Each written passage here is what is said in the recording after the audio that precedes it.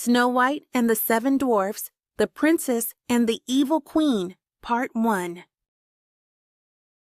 Once upon a time, a long, long time ago, a king and queen ruled over a distant land.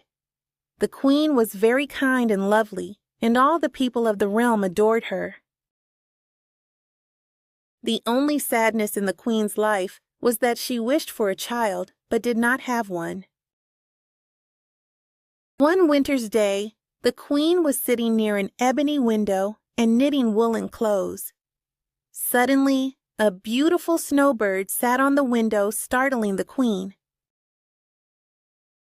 The bird distracted the queen's attention, and she pricked her finger.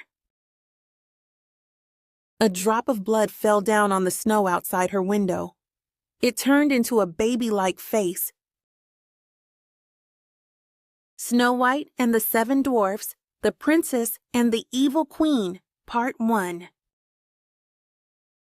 Once upon a time, a long, long time ago, a king and queen ruled over a distant land. The queen was very kind and lovely, and all the